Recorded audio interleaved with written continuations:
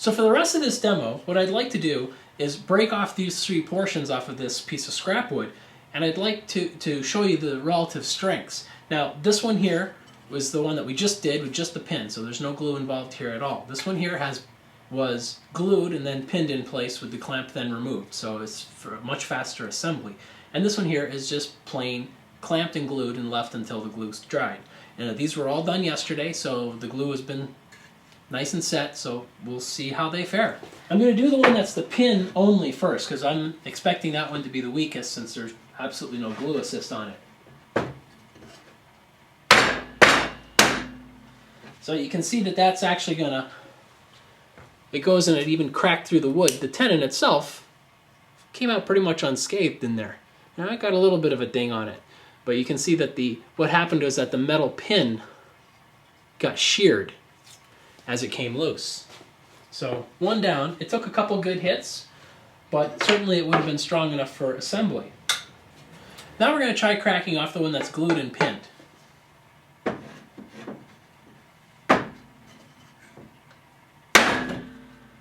So what ended up happening there was I was hanging onto this handle, and this handle is actually intended to be for a demo after this, but it popped off, so we gotta go with the way it worked. What this is, and I'll show you, I took a domino and I cut it in half. I face grain glued it to this board here, so long grain to long grain, very strong, and then I glued it to this board, long grain to long grain. The intention was after I'd knocked these ones here off, I would try to bend this off in shear to try demonstrating something, but it ended up popping off on its own. I was even hanging onto the board a little bit, but just that extra force was more than enough to be able to take it off. Now, was it the glue that gave up? No, there's actually part of the domino is still attached there. And then there's part of of course, the whole domino is here. What we ended up doing was basically shearing part of that domino off as if we were taking off a layer of it like that. So that's what ended up happening here.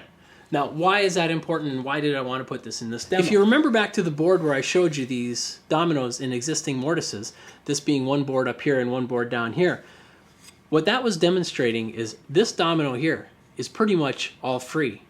Correct? So this one here has to rely exclusively on its long grain to long grain glue joint to the boards that it's attached to. Now that's fine. That's going to outlive the wood, and we saw how the wood itself could shear right off and break apart, and then your joint is going to come apart. So always try to avoid requiring this extra space if you can at all possible. Do so.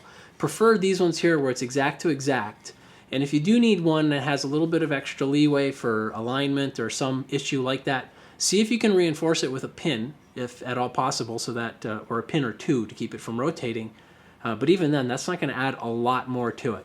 Make sure that this side here possibly doesn't have to experience the shear forces while this one will. A better way to go is to always make sure that it's exact to exact like this. Okay, so I decided to try breaking the rest of this down here on the concrete because I already know that these two are going to be really tough to break, and I don't even know if I'm going to break them. So let's give this a good go. You can see that even with the pin, I had to totally take the wood and break that apart.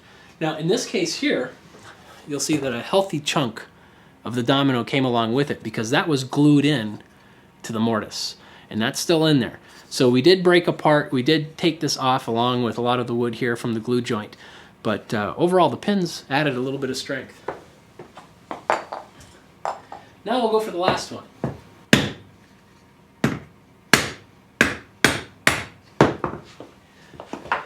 Now this one here has a more interesting failure. You can see that it's pulling this domino out and the other side is still staying in. So there is a little bit of wood being ripped apart down here. The reason I say this is interesting is this one here, because of the pins, I basically had to break it.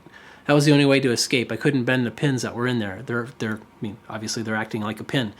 But this one here, I was able to overpower the glue. And this has only been drying now for approximately 20 hours. And it's Type Bond 3. That really has a cure of a couple days. So I'm assuming that it's not full strength yet. So this concludes my review and demo of the Festool Domino Joining System.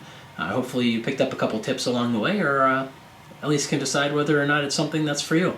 I'm Paul Marcel. Thanks.